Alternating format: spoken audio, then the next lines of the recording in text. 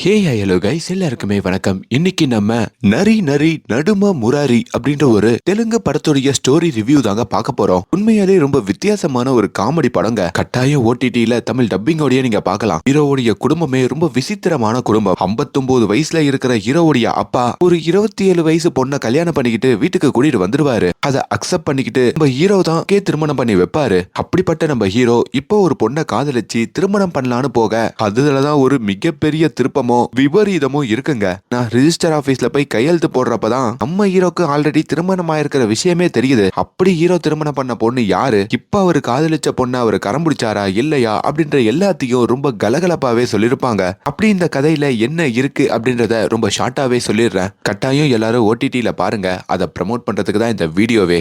By the வே, நான் கவின், நீங்க பாக்குறது நம்மளோட பிலிம் பை. படத்துடைய ஆரம்பத்திலேயே நம்ம ஹீரோவான கௌதம காமிக்கிறாங்க. ராத்திரி நம்ம ஹீரோ ஒரு ஆட்டோ பிடிச்சு ஒரு பொண்ணுடைய வீட்டு வாசல்ல வந்து இறங்குறாரு. ஆட்டோக்காரரும், இந்த ராத்திரி எதுக்கு சார் இந்த பொண்ணு வீட்டுல வந்து இறங்குறீங்க? வீட்டுல வெளியே இருந்து பார்க்கும் போதோ ஏதோ திருமணம் நடக்கிற மாதிரி இருக்கே அப்படின்ற மாதிரி கேட்க, அப்பதான் ஹீரோ, அந்த பொண்ணு விருப்பமே இல்லாம தான் இப்ப அந்த திருமணத்தை பண்றா. அவ உண்மையாலேயே காதலிக்கிறா. அவளை திருமணம் பண்றதுக்கு தான் இப்ப இந்த வீட்டுல இருந்து கூட்டிட்டு போக வந்திருக்கன்ற மாதிரியும் ஹீரோ சொல்ல, அப்படி அந்த வீட்டுக்குள்ள இருக்கிற பொண்ணுக்கும் ஹீரோ கால் பண்ணி தான் வெளியே வெயிட் பண்றதா சொல்றாரு. இதையெல்லாம் பாக்குற அந்த ஆட்டோக்காரர் பயங்கரமா இம்ப்ரெஸ் ஆகுறாரு. சார், நானும் இந்த மாதிரி நிறைய காதல்களை சேர்த்து வைக்கணும்னு நினைச்சிருக்கேன். அப்படி உங்களோட காதலை சேர்த்து வைக்கிறேன் சார் அப்படின்ற மாதிரியும் சொல்ல, அந்த பொண்ணு வீட்டுடைய காம்பவுண்ட் செவரை எகுதி குதிக்க, செவரு கொஞ்சம் பெருசா இருக்குங்க. இப்ப அந்த ஆட்டோக்காரர் தோல் கொடுத்து நம்ம ஹீரோவை மேல எழுப்பி இப்படி ரெண்டு பேரையும் கீழே இறங்க வச்சோம். அந்த ஆட்டோல தப்பிச்சு கூட்டிட்டு போறாரு.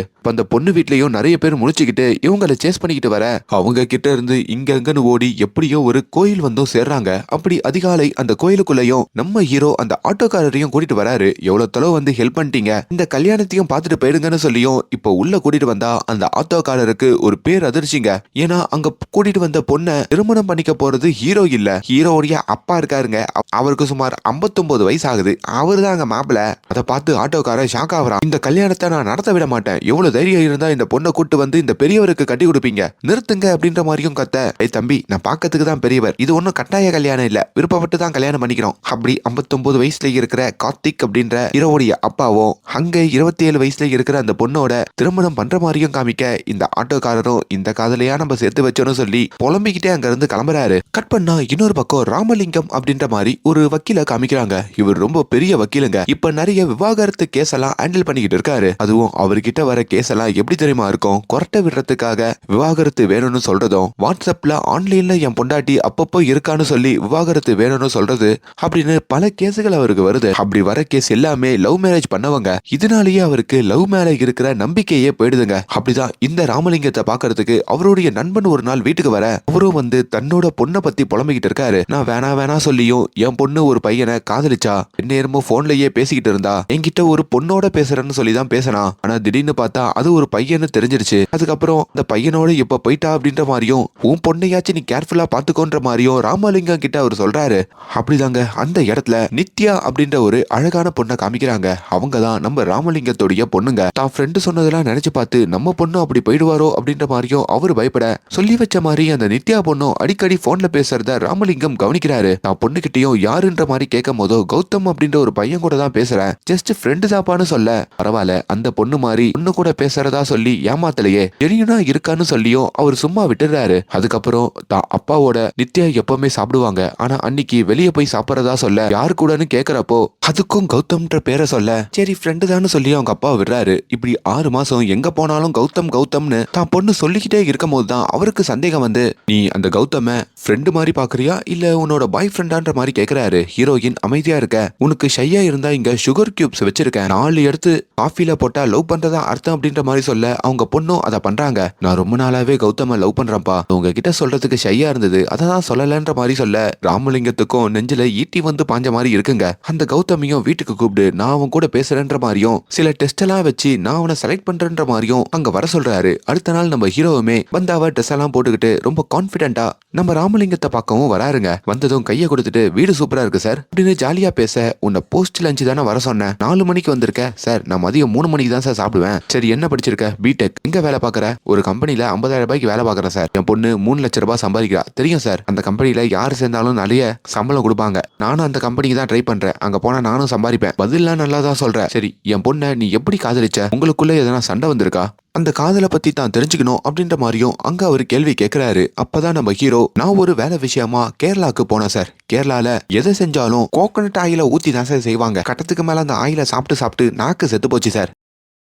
அந்த சோகத்தோட நான் வீட்ல உட்காந்துருக்கும் போது தான் அங்க திடீர்னு ஒரு புளியோதரை வாசம் வந்தது. யாரா அது புளியோதரா கிண்டிக்கிட்டு இருக்கா அப்படின்னு சொல்லி பக்கத்துல வந்து பார்த்தா அங்க உங்க பொண்ணு சார். அங்கதான் உங்க பொண்ணு மேல நான் காதல் வசப்பட்டேன். ஐ மீன் அந்த புளியோதரை மேல அப்படின்னு அந்த கதைக்குள்ளேயே அவர் போறாரு. நம்ம ஹீரோயினும் கேரளால தான் வேலை விஷயமா போயிருப்பாங்க. ஒரு ஆர்கிடெக்டா தான் இருப்பாங்க. அப்படி அவங்க சைட்ல இருக்கிற சில கேரளா ஒர்க்கர்ஸ் நம்ம ஹீரோயினை பத்தி தப்பு தப்பா பேச அவங்களுக்கும் மலையாளம் புரியலைங்க. அதனால அத அவங்க ரெக்கார்ட் பண்ணிக்கிட்டு அவங்க வீட்டுக்கு திரும்ப அப்ப நம்ம ஹீரோ அங்க இருக்கிற வேலைக்காரியோட மலையாளத்துல பேசுறதையும் பாக்குறாங்க. அப்பதான் அவங்க நம்ம ஹீரோ கிட்ட வந்து உதவி கேட்டிருப்பாங்க. என்ன பத்தி சில பசங்க ஏதோ பேசினாங்க, நான் ரெக்கார்ட் பண்ணி வச்சிருக்கேன், அது என்னன்னு சொல்ல முடியுமான்ற மாதிரியும் அதை பிளே பண்ணி காமிக்க ஹீரோவும் அதுல ரொம்ப தப்பா பேசியிருக்காங்கன்ற மாதிரியும் ஹீரோயின் கிட்ட சொல்றாரு. இப்போ அதையுமே அவங்க சைட்ல அந்த ஹெட்டுக்கு போட்டு காமிச்சு அந்த ஒர்க்கர்ஸ் எல்லாம் வேலையை விட்டு தூக்க அதுல அந்த ஒர்க்கர்ஸும் காண்டாகி ஹீரோயினை பார்த்து உன்னை பழி வாங்குவேன்னு சொல்லிட்டோம் அங்கிருந்து கிளம்ப. இப்ப ஹீரோயினுக்கும் ஹீரோ ஹெல்ப் பண்ணதுனால தானே இது நடந்தது, அதனால அவருக்கு சமைச்சு கொடுக்கலாம் அப்படின்ற மாதிரியும் முடிவு எடுக்கிறாங்க. அதுல இருந்து அவங்க எப்ப சமையல் பண்ணாலும் நம்ம ஹீரோக்கும் ஒரு பங்கு கொடுப்பாங்க.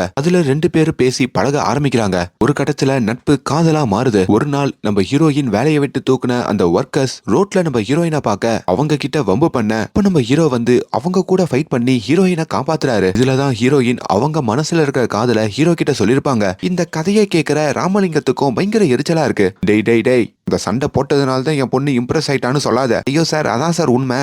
என்னடா காதல் கதை இது? இது உண்மையிலே காதல் கதையே இல்லடா, இது சரியான சாப்பாடு வெறி உள்ள ஒரு கதை. 2 பேரும் சாப்பிடறதுக்காக தான் பேசி பழகி காதலிச்சிட்டு இருக்கீங்க. எத்தனை நாளா காதலிக்கிறீங்க? 4 மாசமா சார். இந்த 4 மாசத்துல உங்களுக்குள்ள எதனா சண்டை வந்திருக்கா? நாங்க எதுக்கு சார் சண்டை போடணும்? ரிலேஷன்ஷிப் நல்லா தானே போயிட்டு இருக்கு. டேய், உண்மையான காதல்னா அதுல மோதல் இருக்கும்டா. அப்படி மோதல் இருந்து அதுல ஒரு மிஸ்ஸிங் வந்து அதுக்கப்புறம் திரும்பி சேர்ந்து இப்படி நிறைய எமோஷன்ஸ் இருக்குடா. இதெல்லாம் இல்லாம சும்மா காதலிச்சா அது பேர் காதலே இல்லைன்ற மாதிரியும் அவர் சொல்றாரு. சோ அதனால என்னோட பொண்ணை உனக்கு கல்யாணம் பண்ணி கொடுக்க முடியாது. நீங்க கல்யாணத்துக்கு அப்புறம் ஒருவேளை சண்டை போட்டா உடனே பிரிய வாய்ப்பு இருக்குன்னு சொல்லியும் நம்ம ஹீரோவா அங்க இருந்து கிளம்ப சொல்ல ஹீரோ பயங்கர கோவப்படுறாரு. நேரா நம்ம நித்யா கிட்டயும் வந்து உங்க அப்பா என்ன லூசு மாதிரி பேசிட்டு இருக்காரு, நம்மள சண்டை போட சொல்றாரு, அவருக்கு அறிவே இல்லைன்ற மாதிரியும் அங்க புலம்பிக்கிட்டு இருக்க. இப்ப அந்த ஆட்டோக்காரர் இருக்காரு பாத்தீங்களா, அவரு ஒரு பிரெக்னன்ட் லேடின்னு நினைச்சு கொஞ்சம் தொப்பையோட இருக்கிற ஒரு லேடிய ஹாஸ்பிட்டலுக்கு கூட்டு வராருங்க. வந்ததுக்கு அப்புறம் தான் அவங்களுக்கு தொப்பை இருக்குன்னு தெரியுது. இங்க மொக்க வாங்கிட்டு திரும்பி பார்த்தா அங்க இந்த கார்த்திக்க பாக்குறாரு. யாரு? நம்ம ஹீரோடைய அப்பா. யோ பெரியவரே, உனக்கு தானா நீ கல்யாணம் ஆச்சு, நீ என்ன பண்ற ஹாஸ்பிட்டல்ல? அது என் மனைவி இப்போ பிரெக்னண்டா இருக்கா, அதை செக் பண்ணதுக்கு தான் வந்தேன்ற மாதிரியோ சொல்ல. ஆமாங்க, இப்ப நம்ம ஹீரோவுடைய சித்தி பிரெக்னன்ட் ஆயிட்டாங்க போல, அதையுமே அவங்க கொண்டாடிக்கிட்டு இருக்க. இதெல்லாம் ஆட்டோக்காரனுக்கு எரிச்சலை கொடுக்குது. அங்க வேற இந்த கார்த்திகோடைய மாமனார் மாமியார் வராங்க. அதாவது அந்த பொண்ணுடைய அப்பா அம்மா. கொடுமை என்னன்னா அந்த பொண்ணுடைய அம்மாவுக்கு வயசு 50, ஆனா நம்ம கார்த்திகோட வயசு 59. இதனாலேயே கார்த்திகா அவங்க மாப்பிள்ளையாவே ஏத்துக்க முடியாம தவிப்பாங்க. கார்த்திக் வேற அவங்கள அங்கிள் ஆண்டின்னு கூப்பிட அவங்களுக்கு இன்னும் எரிச்சல் ஆகுது. இப்போ கார்த்திக்கும் தான் மனைவியோட வந்து தான் பையன் கிட்ட உன் சித்தி பிரெக்னண்டா இருக்கிறா அப்படின்ற ஒரு நல்ல விஷயத்த சொல்ல ஹீரோக்குமே பெரிய சந்தோஷங்க. அப்பாவையும் கட்டி அணைச்சிக்கிறாரு. என்னப்பா உன்னோட லவ் இப்போ கல்யாணத்துல முடிஞ்சு சந்தோஷமா இருக்க, ஆனா எனக்கு ஒரு லவ் செட்டே ஆக மாட்டேங்குது அப்படின்னு சொல்லி தான் மாமனார் கிட்ட ஹீரோ ஃபேஸ் பண்ண விஷயத்தெல்லாம் அவர் ஃப்ரெண்டு கூட இருந்து சொல்ல, அதே வேளையில இங்க ராமலிங்கம் இருக்காரு பாத்தீங்களா, அவருடைய நண்பனோட பேசிக்கிட்டு இருக்காருங்க. அவர் நண்பனும் என் பொண்ணு இப்படிதான் காதலிக்கிற சமயத்துல நான் காதலுக்கு ஒத்துக்க மாட்டேன்னு சொல்லிட்டேன், அப்போ திடீர்னு கோயிலுக்கு போயிட்டு அவனை ரகசியம் கல்யாணம் பண்ணிட்டா அப்படின்ற மாதிரி புலம்பிக்கிட்டு இருக்க. அதே வேளையில தான் ராமலிங்கத்தோட பொண்ணு நித்யாவும் கோயிலுக்கு போறதா சொல்றாங்க. ராமலிங்கத்துக்கு சந்தேகம் வருது. இப்போ அவரும் அடிச்சு பிடிச்சு கோயில வந்து பார்த்தா அங்க நம்ம ஹீரோவும் நித்யாவும் மாலையோட இருக்காங்க. அட பாவீங்களா, பெத்தப்பா இருக்கும் போதே ரகசிய திருமணம் பண்ணிட்டீங்களேன்ற மாதிரியும் அங்க ஒரு புலம்ப. அப்பதான் பூஜை பண்ணதுக்கான மாலைன்ற மாதிரியும் தெரியுதுங்க.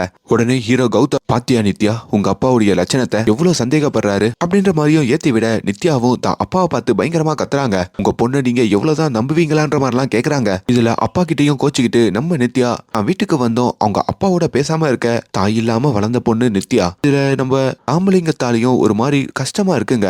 பேசாம இருக்கிறத நினைச்சு சரி பொண்ணு ஆசைப்பட்ட மாதிரியே அந்த பையனையே திருமணம் பண்ணி வச்சிடலான்ற மாதிரி முடிவெடுத்து எனக்கு இந்த கல்யாணத்துக்கு ஓகே அப்படின்ற மாதிரியும் அவர் சொல்றாருங்க. அதுக்கப்புறம் நித்யாவும் வெளியே வந்து அப்பாவை கட்டி அணைச்சிக்க நாளைக்கு அந்த பையனுடைய வீட்டுக்கு போய் பார்த்துட்டு வரலான்ற மாதிரியும் அவர் சொல்றாரு. இப்படி ஒரு வேலையில தான் ஹீரோவுடைய வீட்டை காமிக்க அவங்க அப்பா கார்த்திக் இருக்காரு பாத்தீங்களா, அவருமே பக்கத்து வீட்டு அங்கிள்ஸுக்கெல்லாம் ஐடியா கொடுத்துட்டு இருக்காரு. எப்படி 59 வயசுல குழந்தை பெத்துக்கிறது அப்படின்ற மாதிரி ஒரு ஐடியாங்க. உடனே ஹீரோவும் வந்து அப்பா மாமனார் வர நேரம் ஆயிடுச்சு, முதல்ல இவங்களை இங்க இருந்து அனுப்புங்க அப்படின்னு சொல்லியும் இப்ப கொஞ்ச நேரத்துல ராமலிங்கமும் அவங்க பொண்ணும் வீட்டுக்கு வர அவங்களையும் மரியாதையா உள்ள வரவேற்கிறாங்க. நம்ம ஹீரோக்கு அம்மா இல்லன்ற மாதிரியும் ராமலிங்கத்துக்கு தெரியுது. அதுக்கப்புறம் ஹீரோ அப்பா கார்த்திக் ரெண்டாவதா ஒரு சின்ன பொண்ணை திருமணம் பண்ணிக்கிற விஷயத்தையும் அவங்க கேள்விப்பட ஷாக் ஆகுறாரு. இது எப்படி முடியும் அப்படின்ற மாதிரி கேட்க, அது என்ன சார், காதலிச்சோம் திருமணம் பண்ணிக்கிட்டோம், இன்ஃபேக்ட் என் பையன் அந்த திருமணத்தையே நடத்தி வச்சான், உங்க பொண்ணுக்கு கூட அது தெரியுமே அப்படின்ற மாதிரிலாம் சொல்ல ஹீரோயினும் ஆமாப்பா ஏன் 59 வயசுல ஒருத்தர் காதலிக்க கூடாதா அப்படின்ற மாதிரியும் அங்க அப்பாவையும் கன்வின்ஸ் பண்றாங்க. சரி ஓகே திருமண முடிவு பண்ணிடலாம், திருமணத்தை எப்படி பண்ணலான்னு இருக்கீங்க, கிராண்டா பண்ணிடலாம் சார், ஒரு மண்டபத்துல வச்சு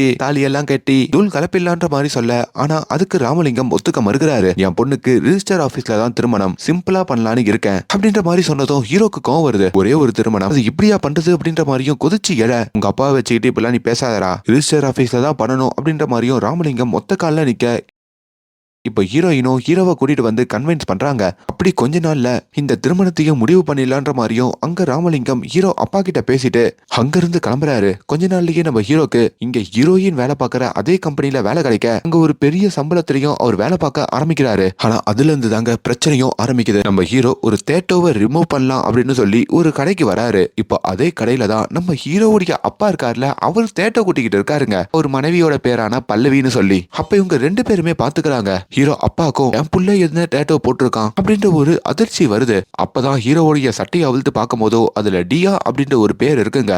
யாரா அந்த பொண்ணு அப்படின்ற மாதிரி கேட்டதுக்கு, நான் காலேஜ் படிக்கிற டைம்ல ஒரு பொண்ணை காதலிச்சேன், அப்போ குத்துனதுதான் இது, இப்ப திருமணமாக போதுல அதனால்தான் ரிமூவ் பண்ண வந்திருக்குன்ற மாதிரியும் சொல்ல, அப்படி நம்ம ஹீரோ அங்க ஒரு பிளாஷ்பேக்க சொல்றாரு. நம்ம ஹீரோ காலேஜ் படிக்கிற டைம்ல சில்லுன்னு ஒரு காதல் சூர்யா மாதிரி இருப்பாருங்க. அப்படி அவருக்குன்னு ஒரு கேங்க சேர்த்துக்கிட்டு எப்ப பார்த்தாலும் அந்த காலேஜோடைய பிரின்சிபால் கூட சண்டை போட்டுக்கிட்டே இருப்பாரு. அவங்க காலேஜ்ல பசங்களுக்குன்னு பாத்ரூம் கூட இல்ல போலங்க, அதை கட்டி கொடுக்க சொல்லி பிரின்சிபல் கிட்டையும் சண்டை போட்டுட்டு இப்ப பிரின்சிபலுடைய பாத்ரூமை தான் அங்க இருக்கிற பசங்க எல்லாம் யூஸ் பண்ணிக்கிறாங்க. இதனாலேயே ஹீரோக்கும் அந்த பிரின்சிபலுக்கும் எப்பவுமே செட் ஆகாதுங்க. ஹீரோ எப்பெல்லாம் தாங்கிட்ட வம்பு பண்றாரோ அப்பெல்லாம் இந்த பிரின்சிபல் வீட்டுக்கு வந்து கோவத்தோட வீணைய வாசிக்க அவருக்கு ஒரு அன்பான பொண்ணு இருப்பாங்க, அவங்க பேர் டியா. அவங்க கிட்டயும் இந்த கௌதம பத்தி புலம்புவாரு. ஆனா அந்த டியா அப்பா கிட்ட வம்பு இழுக்கிற அதே கௌதம தான் ரொம்ப நாளாவே காதலிச்சுக்கிட்டும் இருப்பாங்க. இப்ப கூட டியாவை பாக்குறதுக்கு கௌதம் அவருடைய வீட்டுக்கே போயிருப்பாங்க. அப்ப இந்த ஹீரோவும் ஒரு தேட்டை குத்திட்டு வந்து டியா கிட்டயும் காமிப்பாங்க. அதுக்கப்புறம் காலேஜ் டைம்ல இவங்க ஒன்னா சுத்துறது, நெருங்கி பழகிறது, காலேஜ் முடிச்சிட்டு திருமணம் பண்ணிக்கலான்னு இருக்கிறது எல்லாமே அங்க பிளான் பண்ற மாதிரி காமிச்சிட்டு இருக்க. அப்பதான் இவங்க ரெண்டு பேரும் பைக்ல போறத அந்த டியாவுடைய அப்பாவான பிரின்சிபல் பாத்துருவாரு. டியாவும் நம்ம கௌதமுக்கு கால் பண்ணி அப்பாக்கு விஷயம் தெரிஞ்சிருச்சு அப்படின்ற மாதிரி கதறி அழுக, கௌதமும் தான் அதை ஃபேஸ் பண்ணிக்கிறதா சொல்றாரு. அப்ப நம்ம கௌதம் டிவியில அலைப்பாயுதே படம் பார்க்க அவருக்கு ஒரு ஐடியா வருதுங்க. இப்ப டியா கிட்டயும் வந்து நம்ம பேசாம ரிஜிஸ்டர் மேரேஜ் பண்ணிக்கலாம், ஒருவேளை உங்க அப்பா நம்மள பிரிக்கிற மாதிரி எதனா பண்ணாருன்னா அப்ப நம்ம இதை வச்சு ஒன்னா வாழ ஆரம்பிச்சிடலான்னு சொல்லியும் ரிஜிஸ்டர் ஆபீஸுக்கு கூட்டிட்டு வருவாரு. அங்க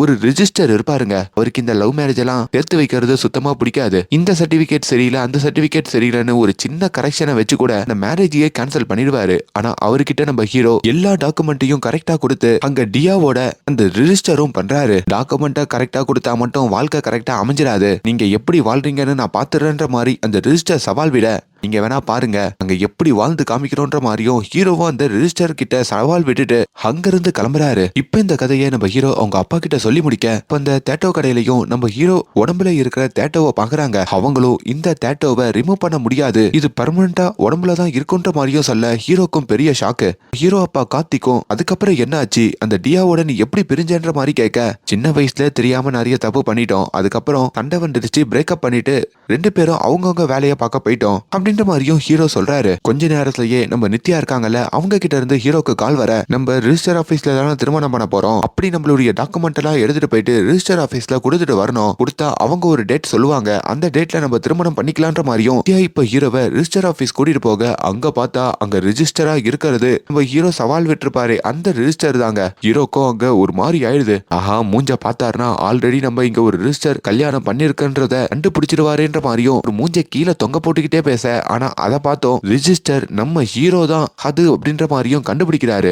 எங்கேயோ பார்த்த மாதிரி இருக்கே அப்படின்ற மாதிரியும் அவர் கேட்க, என் ஃப்ரெண்டுக்கு திருமணம் பண்ணி வைக்கிறதுக்கு இங்க வந்தேன் சார் அப்படின்ற மாதிரி ஹீரோ அங்க சமாளிக்க, பர்த் சர்டிபிகேட் மட்டும் மிஸ்ஸிங், அதை மட்டும் கொண்டு வந்து கொடுங்க, நீங்க இப்ப போலாம் அப்படின்ற மாதிரியும் ரெண்டு பேரையும் அங்க அந்த ரிஜிஸ்டர் அனுப்புறாரு. தன்னுடைய வீட்டுக்கு வந்து ரிஜிஸ்டர் ஆபீஸ் போயிட்டு வந்தேன், அந்த ரிஜிஸ்டருக்கு என்ன அடையாளம் தெரியல அப்படின்னு ஜாலியா பேசிக்கிட்டு இருக்க, அப்பதான் ரிஜிஸ்டர் ஆபீஸ்ல இருந்து கால் வருது. ஹீரோவை உடனே பர்த் சர்டிபிகேட்டை எடுத்துட்டு வர சொல்ல ஹீரோவும் எடுத்துட்டு வந்து கொடுக்குறாரு. போறாரு. ஆனா அங்க இருக்கிற ரெஜிஸ்டரோ என்னப்பா கௌதம் டியா எப்படி இருக்கா அப்படின்ற மாதிரி கேட்டதும் ஹீரோக்கு ஒரு மாதிரி ஆயிடுது. சார் சார் சார் இன்னுமா ஞாபகம் வச்சிருக்கீங்க? மறந்துருப்பீங்கன்னு நினைச்சேன். நான் மறந்துருப்பேன்பா. ஆனா நீ அன்னைக்கு சவால் விட்டுட்டு இதை ஞாபகம் வச்சுக்கோன்னு சொல்லிட்டு போனீங்க. அதனாலேயே நான் மறக்காம வச்சிருக்கேன். ஐயோ சார், நான் அப்படி சவால் விட்டதுக்கு உங்ககிட்ட பேசினதுக்கெல்லாம் காலில் விழுந்து கூட மன்னிப்பு கேட்கறேன் சார். விட்டுருங்க சார். இப்ப புதுசா ஒரு வாழ்க்கைக்குள்ள போயிட்டேன் சார் அப்படின்னு சொல்ல, சரி எவ்வளவு இறங்கி வந்து கேட்கற, அதனால உன்னை மன்னிச்சிட்டேன். இந்த விஷயத்த நீ கல்யாணம் பண்ணிக்க போற பொண்ணுகிட்டயும் சொல்ல மாட்டேன் பாடா. சரி அந்த டைவர்ஸ் பத்திரத்தை கொடு அப்படின்ற மாதிரி அந்த ரிஜிஸ்டர் கேக்குறாரு. ஹீரோவுமே எது டைவர்ஸா? தெரியாம தான் சார் கல்யாணம் பண்ணோம், அதுக்கு எதுக்கு டைவர்ஸ்?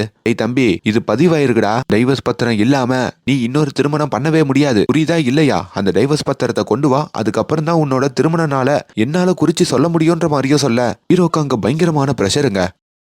இப்ப இந்த விஷயத்த தன்னை கல்யாணம் பண்ணிக்க போற நித்யா கிட்டயும் சொல்ல முடியாது. இன்னொரு பக்கம் நித்யாவுடைய அப்பாவையும் காமிக்க அவர் அசிஸ்டன்ட் கிட்டயும் பேசிக்கிட்டு இருக்காரு. நீங்க எப்படி சார் உங்க பொண்ணை இந்த பையனுக்கு திருமணம் பண்ணி வைக்க ஒத்துக்கிட்டீங்கன்ற மாதிரி கேட்க, யாரு ஒத்துக்கிட்டா? அந்த பையன் சின்னதா ஒரு மிஸ்டேக் பண்ணா கூட இந்த திருமணத்தை நிப்பாட்டிடுவேன், அதான் ரிஜிஸ்டர் ஆபீஸ்ல கையெழுத்து போடுற வரைக்கும் டைம் இருக்குல்ல, அது வரைக்கும் அவன் பாத்துடலான்ற மாதிரியும் அவரு ஒரு பக்கம் பேசிக்கிட்டு இருக்காரு. இப்போ ஹீரோக்கும் அவர் காலேஜ் டைம்ல காதலிச்ச அந்த டியாவை தேட வேண்டிய ஒரு கட்டத்துக்குள்ள போறாருங்க. அப்படி சோசியல் மீடியா இது அதுன்னு சொல்லி தான் அப்பா ஃப்ரெண்டோடையும் சேர்ந்து அவரு நிறைய தேட, எங்க தெரியும் அவங்க கிடைச்ச பாடு இல்ல. அப்பதான் சாமி கும்பலான்னு ஹீரோ கோயிலுக்கு வராரு. அங்க நம்ம டியாவை ரொம்ப நாளுக்கு அப்புறம் நம்ம ஹீரோ பாக்குறாரு. அவருக்குள்ளேயும் ஒரு மாதிரி இருக்குங்க. இப்ப டியா கிட்டையும் உன்னால எனக்கு ஒரு சின்ன காரியம் ஆகணும், நம்ம தெரியாம பண்ண கல்யாணத்துக்கு எனக்கு டைவர்ஸ் மட்டும் கொடுக்குறியான்ற மாதிரியும் கேட்டுக்கிட்டு இருக்க. இதையெல்லாம் ஹீரோவுடைய அப்பாவும் தொலைவுல இருந்து பாக்குறாரு. அப்பதான் டியாவுடைய கால்ல மெட்டி இருக்கிறதையும் கழுத்துல தாலி இருக்கிறதையும் கவனிச்சு ஹீரோ கிட்ட வந்து, டேய் இந்த டியா பொண்ணுக்கும் திருமணம் ஆயிடுச்சுடா, உன் கூட ரிஜிஸ்டரான விஷயத்த மறைச்சிட்டு தான் அவ திருமணம் பண்ணிருக்கா அப்படின்ற மாதிரி சொல்ல, இப்ப ஹீரோக்கும் அது வசதியா போகுது. நீ சந்தோஷமா ஒரு வாழ்க்கைய வாழ்ற மாதிரி எனக்கும் ஒரு வாழ்க்கை வேணும்ல, தயவு செஞ்சு எனக்கு டைவர்ஸ் நோட்டீஸ் கொடுத்துருன்ற மாதிரியும் சொல்ல, ஆனா டியா எதுவுமே கண்டுக்காம அங்கிருந்து கிளம்புறாங்க. இப்போ டியா ஒத்துக்காதனால ஹீரோ ஒரு விபரீத முடிவு எடுக்கிறாரு. பேசாம டியாவை போட்டு தள்ளின மாதிரி ஒரு டெத் சர்டிபிகேட்டை ரெடி பண்ணா என்ன அப்படின்ற மாதிரியும் அவருக்குள்ள ஒரு பிளான் வருது. இப்படி ஒரு வேலையில நம்ம ஹீரோவுடைய சித்தி இப்போ முழுகாம இருக்காங்கல்ல, அவங்களுக்கு வளகாப்பு நடக்குதுங்க. அந்த ஃபங்க்ஷனுக்கும் நம்ம ஹீரோ அவரோட வருங்கால மாமனாரையும் நித்யாவையும் கூப்பிடுறாரு. இவங்களை எப்படின்னா கன்வின்ஸ் பண்ணி தாலி கட்டி திருமணம் பண்ணிட்டா ரிஜிஸ்டர் ஆபீஸே போக தேவையில்ல, நிம்மதியா பீஸ்ஃபுல்லா திருமணம் முடிஞ்சிடும் அப்படின்ற மாதிரியும் அவர் நினைக்க, அதுக்காக அவர் எவ்வளவோ டிராமா பண்ணி பாக்குறாருங்க. ஆனா என்ன பண்ணாலும் நம்ம ஹீரோயினும் அவங்க அப்பாவும் ரிஜிஸ்டர் ஆபீஸ்ல தான் திருமணம் அப்படின்றத ரொம்ப ஸ்ட்ரிக்டாவே சொல்லிடுறாங்க. சர்டிபிகேட் இருக்கு பாத்தீங்களா, அதையுமே ஃபேக்கா ரெடி பண்ணி நம்ம ஹீரோ நேரா அந்த ரிஜிஸ்டர் கிட்டையும் வந்து பாக்குறாரு. அந்த ரிஜிஸ்டருடைய வீட்டுக்கே நம்ம ஹீரோ வந்துடுறாரு. அங்க அவரு முன்னாடியும் நடிக்க செய்யறாரு. எனக்கு திருமணமே வேணாம் சார், அந்த டியாவை நோக்கி டைவர்ஸ் பத்திரத்தை வாங்கலான்னு போனா அவ போய் சேர்ந்துட்டா சார், அதுக்கான சான்று இந்த சர்டிபிகேட்ல இருக்குன்ற மாதிரியும் கொடுக்க, ஆல்ரெடி அந்த ரெஜிஸ்டருக்கு ஒரு மனைவி இருந்து அவங்களும் போய் சேர்ந்திருப்பாங்க. இப்போ அவரும் ஹீரோவோட நிலைமையா பார்த்து எமோஷனல் ஆகுறாரு. இப்போ ஹீரோக்கும் நீ கவலைப்படாதப்பா, ஒரு பொண்ணு போயிட்டா உடஞ்சு போக கூடாது, இன்னொரு திருமணம் பண்ணிக்கணும், உனக்கு வயசு இருக்கு, இதை வச்சு நான் உனக்கு அந்த திருமணத்தை பண்ணி வைக்கிறேன், பிரச்சனையெல்லாம் சால்வ் பண்றன்ற மாதிரியும் நம்ம ஹீரோக்கு சரக்கெல்லாம் ஊத்தி கொடுக்குறாரு. உனக்கு எப்பெல்லாம் சோகமா இருக்கோ அந்த டியா ஞாபகம் வருதோ அப்பெல்லாம் என்ன வந்து பாரு அப்படின்ற மாதிரியும் சொல்றாரு. ஒரு நாள் நம்ம ஹீரோ உடம்புல இருக்கிற டேட்டோவை ஹீரோயின் பாத்துறாங்க. இது என்ன டியான்னு கேட்க, ஆனா அங்க நம்ம ஹீரோ சமாளிக்கிற விதமா இந்தியான்னு பச்சை குத்திக்கிறாருங்க. எப்படியெல்லாம் ஒரு திருமணம் பண்றதுக்கு பொய் சொல்ல வேண்டி இருக்கு பாருங்க. இன்னொரு பக்கம் இந்த ராமலிங்கம் இருக்காருல, அவரை பாக்குறதுக்கு ஒரு வக்கீல் வராரு. ராமலிங்கத்தோடைய சிஷ்யனா இருந்தவர் போல. வாரம் வாரம் ராமலிங்கத்தை பார்த்துட்டு ஒரு பால் எடுத்துட்டு வந்து அவரோட காலை கழுவிட்டு அந்த பாலை தீர்த்தமா அவரு தெளிச்சுக்கிட்டு போயிடுவாராம். அந்த அளவுக்கு ராமலிங்கம் மேல ஒரு மரியாதை வச்சிருக்கிறவரு. இப்ப நம்ம ஹீரோவுடைய பிரச்சனைகள் எல்லாம் முடிஞ்சிருச்சுல, அவரும் ஹீரோயின் கிட்ட அப்படியே ஜாலியா இன்னும் கொஞ்ச நாள்ல கல்யாணம் அப்படின்ற மாதிரி அவங்க ஆபீஸ்ல பேசிக்கிட்டு இருக்க, அப்பதான் ஆபீஸுக்கு புதுசா ஒரு மேனேஜர் வராங்க. யாருன்னு பார்த்தா அது அந்த டியா தாங்க. அவங்கள பார்த்ததும் ஹீரோக்கு தூக்கி வாரி போடுது. டியாவும் ஹீரோவை பார்க்க ஒரு லுக்கு விடுறாங்க பாருங்க. ஹீரோ ஒரு மாதிரி ஆயிடுறாரு. ஆனா ஹீரோயின் நித்யாக்கு இன்னும் அந்த டியா தான் ஹீரோவுடைய மனைவின்னு தெரியாது. இப்போ டியாவும் நம்ம ஹீரோயின் பேசிட்டு இருக்கும் போதோ ரெண்டு பேரும் டேட் பண்றீங்களான்னு கேட்க, இல்ல இல்ல லவ் பண்றோம், கொஞ்ச நாள்ல திருமணம் பண்ணிக்க போறோன்ற மாதிரிலாம் நித்யா சொல்றாங்க. டியா காண்டாகிறாங்க. அப்ப நம்ம ரிஜிஸ்டர் இருக்கார்ல, அவரும் ஹீரோக்கு கால் பண்ணி கல்யாண டேட்டை ஃபிக்ஸ் பண்ணிட்டேன் 22ஆம் தேதினு சொல்ல, ஹீரோக்கும் சந்தோஷம் தாங்கல. இன்னும் அந்த டியா தான் நினைச்சிட்டு இருக்கியான்ற மாதிரி ஹீரோ கிட்ட கேட்க, ஹீரோவும் அப்படியே எமோஷனலா நடிக்க, சரி சரக்கு போடலாம் வந்துரு அப்படின்ற மாதிரியும் கூப்பிடுறாரு. அப்படி இவங்க ஒரு பாருக்கு போக, அப்படி முடிச்சிட்டு கார் பார்க்கிங்க்கு வரப்போ அங்க ரெட் கலர் சாரி கட்டிக்கிட்டு நம்ம டியா நிக்கிறதையும் ரிஜிஸ்டர் பாக்குறாரு. டேய் என்னடா போய் சேர்ந்ததா சொன்ன இந்த பொண்ணு இங்க வந்து நிக்கிறா, ஒருவேளை பேயா இருக்குமோன்ற மாதிரி அவர் பயப்பட, இப்ப டியா பக்கத்துலயும் வந்து நீ என்ன பேயான்ற மாதிரியும் அவர் கேட்டுறாரு. டியாக்கும் கோவம் வந்து அங்க இந்த ரெஜிஸ்டரை அரைஞ்சிட்டு என்ன பார்த்தா பேய் மாதிரியா இருக்குன்ற மாதிரியா அவங்க கிளம்ப. அப்பதான் அந்த ரெஜிஸ்டருக்கு தெரியுது நம்ம ஹீரோ எவ்வளவு நாள் பொய் சொல்லியிருக்காருன்ட்டு. இப்போ ஹீரோவையும் பார்த்து முறைக்கிறாரு. சார் எனக்கு வேற வழி தெரியல சார், அதனால சார் பொய் சொன்னேன் அப்படின்னா இந்த திருமணத்தை பண்ணி வச்சிருங்கன்ற மாதிரியும் சொல்ல. அதான் முன்னவே சொன்னேனே, டைவர்ஸ் நோட்டீஸ் இருந்தா மட்டும்தான் என்னால இதை பண்ண முடியும். நீ 22ஆம் தேதிக்குள்ள டைவர்ஸ் நோட்டீஸ் கொண்டு வா, நான் பண்றேன் அப்படின்ற மாதிரியும் அவர் ஸ்ட்ரிக்டா சொல்லிடுறாரு. உண்மையாலேயே நம்ம ஹீரோவோ அந்த டியாவும் எப்படி பிரிஞ்சாங்கன்ற மாதிரி காட்டுறாங்க. டியா அவங்க அப்பாவோட பேசி ஹீரோவை திருமணம் பண்றதுக்கும் சம்மதம் வாங்கியிருப்பாங்க. ஆனா அதுக்கு பரிகாரமா காலேஜ் பிரின்சிபல் தானே அவங்க அப்பா, இந்த பையன் என்ன நிறைய அவமானப்படுத்திருக்கான், அவன் என்கிட்ட ஒரு மன்னிப்பு கேட்கணும், அதுவும் பொது வெளியில அப்படின்ற மாதிரியும் சொல்லியிருப்பாரு. அப்படி அங்க ஒரு ஃபேர்வெல் மீட் நடக்குதுங்க. ஹீரோயினோட அப்பா வேலையை விட்டே போறாரு போல. அந்த மீட்டிங்க்கு வந்து நம்ம ஹீரோ மைக்க பிடிச்சி இவர்கிட்ட எல்லாம் மன்னிப்பு கேட்கணுமா, அது அவங்க பொண்ணு சொன்னாரு அப்படின்ற மாதிரி கேட்கறேன் சார், சாரி சார் அப்படின்ற மாதிரி ஒரு மாதிரி நக்கலா மன்னிப்பு கேட்டுட்டு எல்லாரும் முன்னாடியும் அவமானப்படுத்தி விட இதுல ஹீரோயினுக்கு பயங்கர கோவம் வருது. நம்ம ஹீரோ கிட்டயும் வந்து உனக்கு என்ன அவ்வளவு ஈகோ, ஒரு சாரி கூட கேட்க மாட்டியான்ற மாதிரியும் பயங்கரமா கத்துறாங்க. அதுக்கப்புறம் தான் தான் அப்பாவை இவன் மதிக்கலன்னு சொல்லி இவனை திருமணம் பண்ணிக்கிட்டா சந்தோஷமா இருக்க முடியாதுன்னு சொல்லியும் 2 பேரும் சண்டை போட்டு பிரேக்கப் பண்ணி பிரிஞ்ச மாதிரியும் அங்க காட்டுவாங்க. இப்ப நம்ம ஹீரோ தான் அப்பாவோடையும் பேசிக்கிட்டு இருக்க. ஹீரோட அப்பாவும் வேற வழி இல்ல, நீ அந்த டியா கிட்ட டைவர்ஸ் அப்ளை பண்ணி தான் ஆகணும் அப்படின்னு சொல்லி ஒரு லாயரை வந்து பாக்குறாங்க. அந்த லாயர் யாருன்னா இங்க ஹீரோயினோட அப்பா இருக்காருல அவருடைய சிஷ்யனுங்க. அவர்கிட்டயும் நடந்த உண்மையெல்லாம் சொல்லி எனக்கு டைவர்ஸ் வேணும்ன்ற மாதிரியும் ஹீரோ கேட்க அவரும் ஒரு பத்திரத்தை கொடுத்து இதுல நீங்க மியூச்சுவலா பிரியணும்னா அந்த டியா பொண்ணுகிட்டயும் சைன் வாங்கிக்கிட்டு வாங்க, அவங்க சைன் போட்டாதான் சீக்கிரமா டைவர்ஸ் கிடைக்கும், உங்களாலையும் 22ஆம் தேதி திருமணம் பண்ண முடியும்ன்ற மாதிரியும் சொல்றாரு. இப்ப அந்த பத்திரத்தை எடுத்துக்கிட்டு நம்ம ஹீரோ வெளியே வரப்போ அங்க அதே கோர்ட்ல லாயரா இருக்கிற ஹீரோயினோட அப்பா ராமலிங்கம் பாத்துறாரு. நீங்க எங்க இந்த பக்கம் அப்படின்ற மாதிரி ஹீரோவையும் அவங்க அப்பா கிட்டயும் கேட்க ஹீரோக்கு அங்க என்ன பதில் சொல்றதுன்னு தெரியாம எங்க அப்பாக்கு டைவர்ஸ் வாங்கறதுக்கு வந்திருக்கேன் அப்படின்ற மாதிரியும் சொல்லிடுறாருங்க. எது அந்த சின்ன பொண்ணை கல்யாணம் பண்ணிக்கிட்டு அவ புள்ளத்தாச்சியா இருக்கும் போதே டைவர்ஸ் வாங்குறாரா, என்ன மனுஷன் இவரு அப்படின்னு சொல்லி அங்க ராமலிங்கமும் பயங்கர டென்ஷன் ஆகுறாரு. அங்க ஹீரோயினையும் கூப்பிடுறாரு. இப்படி ஒரு குடும்பம் உனக்கு தேவையாமான்ற மாதிரி கேட்க ஹீரோயினும் என்ன அங்கிள் இது, உங்க மேல எவ்வளவு மரியாதை வச்சிருந்தேன், இப்படி பண்றீங்களே அப்படின்னு கேட்டதுக்கு தான் பையனால என்னெல்லாம் பேச்சு வாங்க வேண்டி இருக்கு அப்படின்னு இப்ப ஹீரோவோட அப்பாவும் என்னமா பண்றது, இப்படி ஒரு பிள்ளைய வளர்த்தா இப்படிதான் நிலைமை அப்படின்ற மாதிரியும் கண்கலங்கி பேசிக்கிட்டு இருக்காரு. இப்ப அவங்களையும் சமாளிச்சுட்டு ஹீரோவையும் போட்டு பயங்கரமா திட்டுறாரு. உன் காதல் சேரத்துக்காக என் காதல பிரிச்சுக்கிறாரா அப்படின்ற மாதிரியும் கெஞ்சுறாரு. பிராய் ஹோட்டல் அப்படின்ற மாதிரி ஒரு ஹோட்டல் திறக்கிறாங்க போல, அதுக்கு ஆர்கிடெக்ட் டிசைன் வேணும் அப்படின்ற மாதிரி டியா நம்ம ஹீரோ கிட்ட கேட்க ஹீரோவுமே ஆல்ரெடி இருந்த ஒரு டிசைனை காப்பி பண்ணி கொடுத்துடுறாருங்க. இதுல டியாவும் நம்ம ஹீரோவை போட்டு பயங்கரமா திட்டுறாங்க. இப்ப ஹீரோ டியா கிட்ட தனிமையில பேசுறாரு. இந்த டைவர்ஸ் நோட்டீஸை கொடுத்து அதுல தயவு செஞ்சு எனக்கு சைன் போட்டுரு, உன்ன மாதிரியே நானும் திருமணம் பண்ணிக்கிட்டு புது வாழ்க்கையா வாழணும் பிளீஸ்ன்ற மாதிரியும் கெஞ்ச, திமிரு பிடிச்ச உனக்கெல்லாம் நான் சைன் போட மாட்டேன், உன்னால எங்க அப்பா எவ்வளவு தெரியுமா கஷ்டப்பட்டாருன்ற மாதிரி அங்கிருந்து ஹீரோவை போக சொல்றாங்க.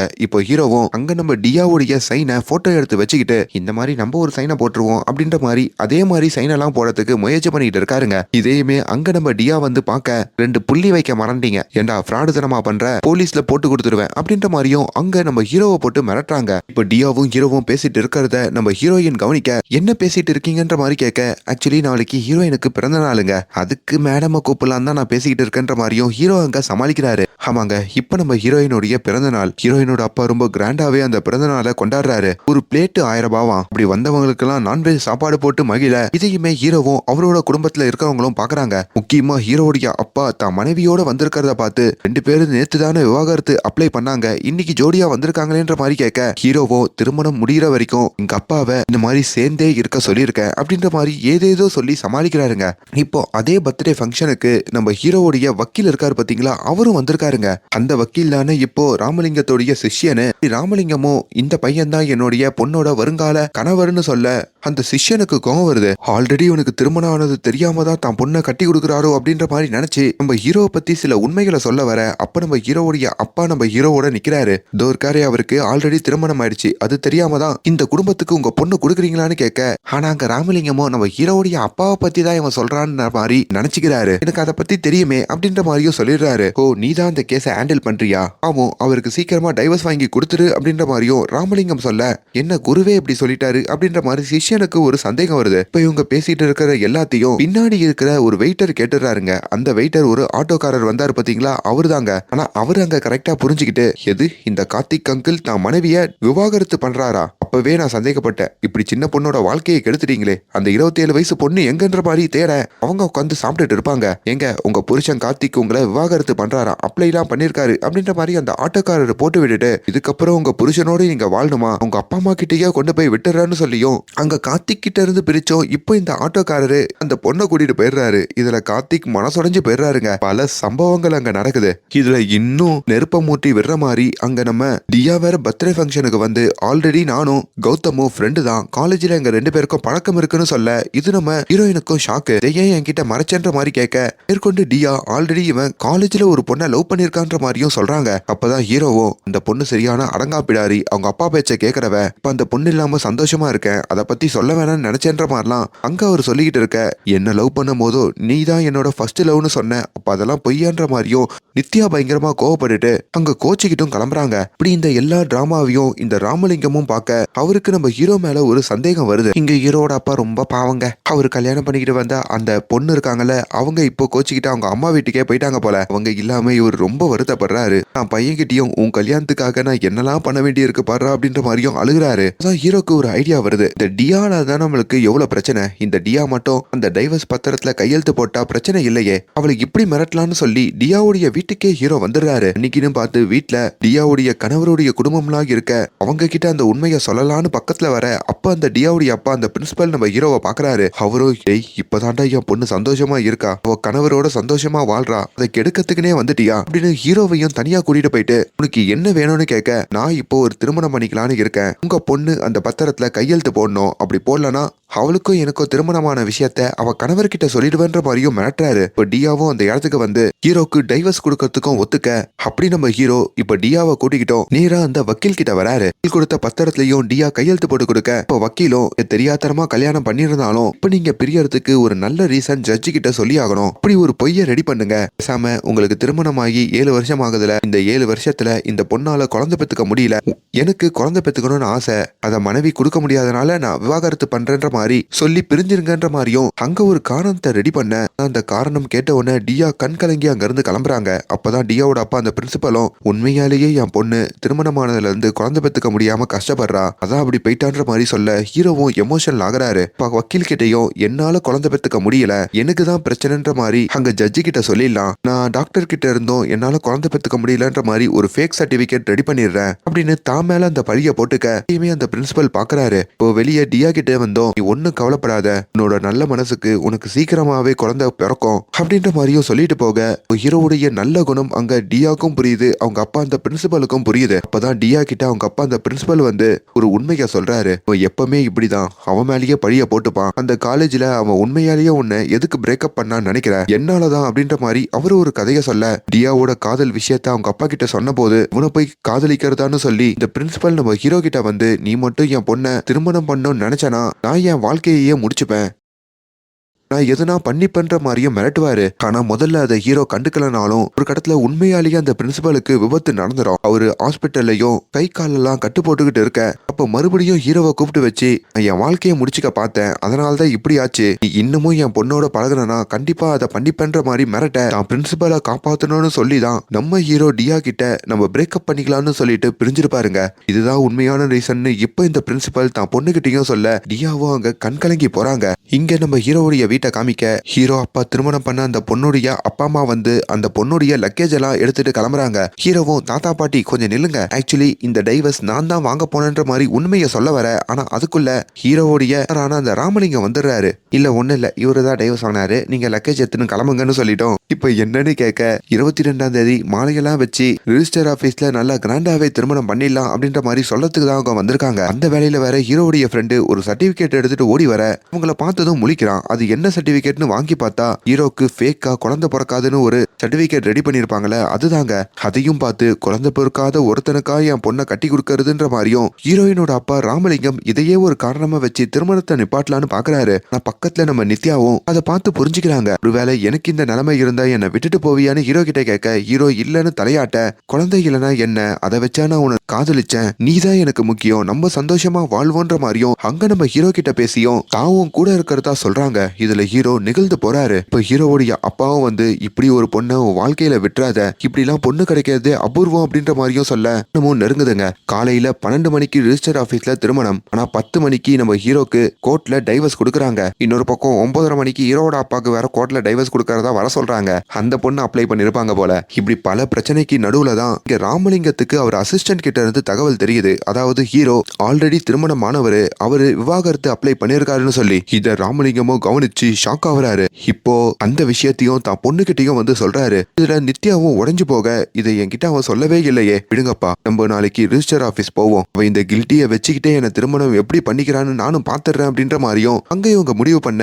இங்க காலையில 9:30 மணிக்கு ஹீரோ அப்பாவுடைய கேஸ் வருதுங்க. அவருமே கோர்ட்ல வச்சு தான் மனைவி கிட்ட நடந்த உண்மையெல்லாம் சொல்றாரு. அதை கேட்டதும் அவங்களும் நெகிழ்ந்து போய், நான் கூட நீங்க தான் எனக்கு விவாகரத்து கொடுக்க வந்துட்டீங்களோன்னு பயந்துட்டேன் அப்படின்ற மாதிரி சொல்ல, அப்பதான் அந்த கார்த்திக் தான் உடம்புல அவர் மனைவியோட பேரை பச்சை குத்திருப்பார்ல, அதெல்லாம் காமிச்சு அவரை இன்னமும் இம்ப்ரெஸ் பண்ணி இப்ப அந்த விவாகரத்தையே அவர் கேன்சல் பண்ணிட்டு ரிஜிஸ்டர் ஆபீஸர் நோக்கியும் தான் மனைவிய கார்த்திக் கூட்டிட்டு போறாரு. இன்னொரு பக்கம் ஹீரோ டியாவுடைய கேஸ்.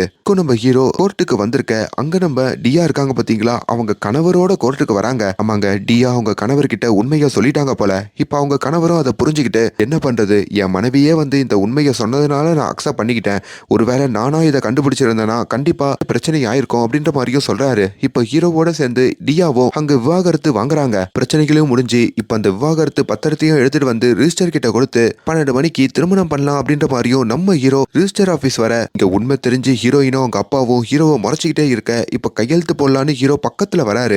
ஆனா ஏதோ ஒண்ணு ஹீரோவை தடுக்குது. அது அந்த டியா கணவர் சொன்ன வார்த்தை. நம்மளா உண்மையை சொன்னா மனசுல இருக்கிற பாரம் குறைஞ்சிரும், அதனால்தான் மனைவி டியாவை நான் அக்செப்ட் பண்ணிக்கிட்டேன்னு சொல்லிடுவார்ல. அதை நினைச்சு பார்த்துட்டு இப்ப நம்ம ஹீரோ தான் இந்த உண்மையை மறைச்சிட்டா இந்த நித்யாவை திருமணம் பண்ணிக்கணும், நம்மளுக்கு குழந்தை பிறக்காதுன்னு சொன்னப்போ கூட நம்மள அக்செப்ட் பண்ணிக்கிட்டாலேன்ற மாதிரிலாம் இவரும் யோசிச்சுட்டு இப்போ நித்யா கிட்டையும் தனக்கு ஆல்ரெடி திருமணம் ஆயிடுச்சு அப்படின்று நடந்த உண்மைகள் எல்லாத்தையும் சொல்றாரு. இதை வச்சுக்கிட்டு உன்னை நான் திருமணம் பண்றதுக்கு ரெடியா இல்ல, உனக்கு என்னை விட ஒரு நல்ல பர்சன் கிடைப்பான்ற மாதிரியும் அவர் அங்க இருந்து கிளம்ப. ஆமாங்க, இப்ப நம்ம ஹீரோவுடைய திருமணம் நின்னுருது.